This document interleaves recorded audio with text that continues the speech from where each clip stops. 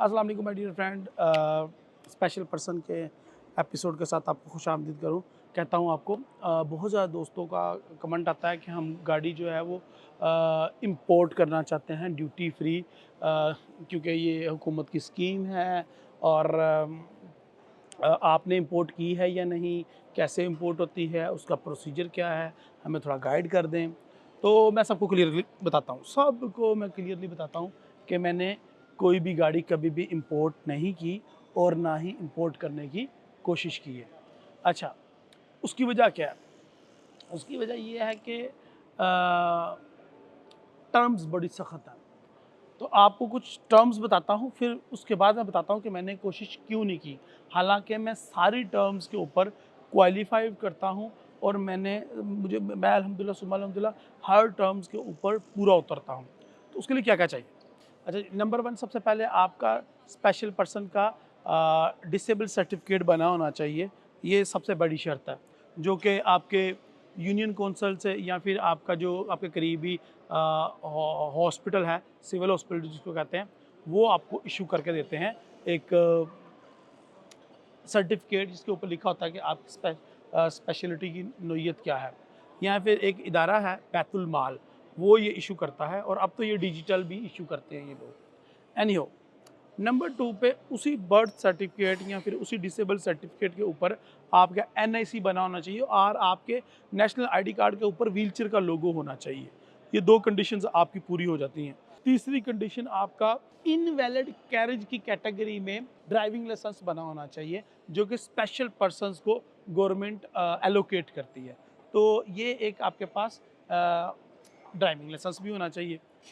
Number 4, पे आपके पास आपकी इनकम सोर्स होना ज़रूरी है और उसी इनकम के सोर्स के ऊपर नंबर 5 आपकी टैक्स रिटर्न्स हर साल सबमिट हों।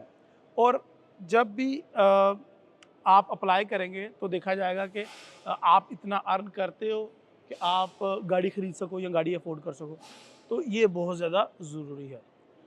अच्छा, ये 5, 6, 7 मोटी-मोटी अक़साम हैं, यानी कि ये 5, 6 मोटी-मोटी शराइत हैं, कंडीशंस हैं, वो आपने पूरी करनी होती हैं और अल्हम्दुलिल्लाह सुम्मा अल्हम्दुलिल्लाह मैं इन सारी कंडीशंस के ऊपर पूरा उतरता हूँ और मैंने ये सारी कंडीशंस पूरी की हुई हैं। कुछ ट्रैवलिंग हिस्ट्री भी बना लें या फिर कुछ इस तरह कर लें कि आप अपना लाइफ़स्टाइल ऐसे मेंटेन करें कि आप लगें भी थोड़े से। उसका क्यों ज़रूरी है? अच्छा, मैं इन सारी कंडीशंस पे पूरा उतरता हूँ, इसके बावजूद अ, मैं नहीं गाड़ी इंपोर्ट कर रहा। उसकी सबसे बड़ी वजह ये है कि जब मैंने गाड़ी इंपोर्ट करने के बारे में सोचा है, तो सबसे पहला इशू आया है बजट का।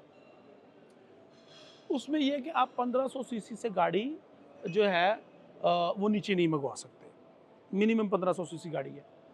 और नंबर 2, 1500 सीसी गाड़ी आप मंगवा भी अगर लेते हैं, तो वो स्पेशली मॉडिफाइड होनी चाहिए। यानी कि अकॉर्डिंग टू जिस तरह ये व्हीलचेयर है ना, तो ये व्हीलचेयर भी बनती है आपकी बॉडी के बिल्कुल मुताबिक। इसी तरीके से आपकी जो गाड़ी है वो भी आपकी स्पेशल डिसेबिलिटी के रिलेटेड ही होनी चाहिए। फॉर एग्ज़ाम्पल, अगर आपको टाँगों का इशू है तो उसके रिलेटेड, अगर आपको बाजूज़ का इशू है तो उसके रिलेटेड होनी चाहिए आपकी गाड़ी, आपके लिए बनी होनी चाहिए स्पेशल। और जो भी कंपनी आपको ये गाड़ी इशू करेगी उसके पास भी ये लाइसेंस होना चाहिए कि वो स्पेशल पर्सन्स के लिए गाड़ी बनाने में वो एक्सपर्ट है। तो ही। अच्छा, अब आ जाती है बारी आपके डॉक्यूमेंट्स की। इसके लिए आपको गवर्नमेंट ऑफ पाकिस्तान से इजाज़त लेनी पड़ती है। इसके लिए बाकायदा एक बोर्ड बनता है, जो बोर्ड आपको वेरीफ़ाई करता है, जिसके अंदर 5-6 डिपार्टमेंट्स के लोग होते हैं कि आया ये बंदा इन क्राइटेरियाज़ पे पूरा उतरता है या नहीं, और ये बंदा क्या वाक़ई में एलिजिबल है इस गाड़ी के लिए या नहीं। या ज़्यादातर लोग जो ड्यूटी बचाने के चक्कर में दूसरों को फ़ंड कर रहे होते हैं कि यार तुम अपने नाम पे मंगवा लो, मैं तुमसे बाद में ले लूँगा। तो ये बहुत बड़ा एक इम्पोर्टेंट अलमिया है, जिसकी वजह से इसके लिए बहुत ज़्यादा रूल्स टाइट किए गए हैं। और गवर्नमेंट जितनी भी सब्सिडीज़ निकालती है या गवर्नमेंट जितनी भी इसके लिए स्कीम्स निकालती हैं, वो हमारे लिए उनको रिसीव करना बहुत ज़्यादा मुश्किल होता है। So my dear friend, these are the things जिनकी वजह से मैं गाड़ी इंपोर्ट करने के बारे में कभी सोचता नहीं हूँ, क्योंकि मुझे लगता है कि काफ़ी हेडेक होगी मुझे, तो दैट्स वाई। और फिर इस्लामाबाद के चक्कर लगाना, लाहौर के चक्कर लगाना, अलग अलग इदारों से निपटना, मुझे लगता है कि यार काफ़ी डिफ़िकल्ट काम हो जाएगा। So that's why I am not in the mood कि मैं ज़लील हो जाऊँ और बार बार दफ्तरों के चक्कर काटूँ और अपना सुकून तबाह करूँ एक ड्यूटी फ्री गाड़ी हासिल करने के लिए।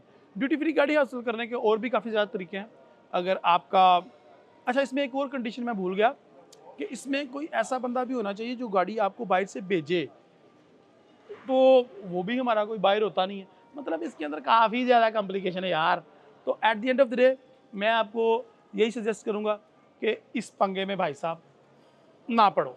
आप गाड़ी पाकिस्तान से ख़रीदो और सुकून से अपनी ज़िंदगी एंजॉय करो। बाइक जो इन क्राइटेरियाज़ पे बंदा पूरा उतरता है उसके लिए तो मसला ही नहीं है ना। जिस तरह के मेरे लिए, तो वो मेरे लिए 5 लाख टैक्स ज़्यादा हो या कम हो, मुझे भाई कोई फ़र्क नहीं पड़ता। मुझे अपना पीसफुल माइंड चाहिए। और बाकी कुछ लोगों को फ़र्क पड़ता भी है, लेकिन मैं नहीं समझता कि जो 1500 सीसी गाड़ी ख़रीद सकता है उसको कोई फ़र्क पड़ना चाहिए। खैर, at the end of the day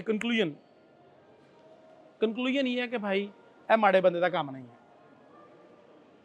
दो चीज़ें आपके पास होनी चाहिए, या तो आपके पास बहुत ज़्यादा पैसा होना चाहिए या आपके रिसोर्स बहुत तगड़े होने चाहिए। बहुत तगड़े से मुराद समझते हैं, बहुत ज़्यादा, बहुत ज़्यादा, कि आपके हर इदारे में ताल्लुकात हों और बड़े अच्छे लेवल के, बड़े अच्छे लेवल के ताल्लुकात।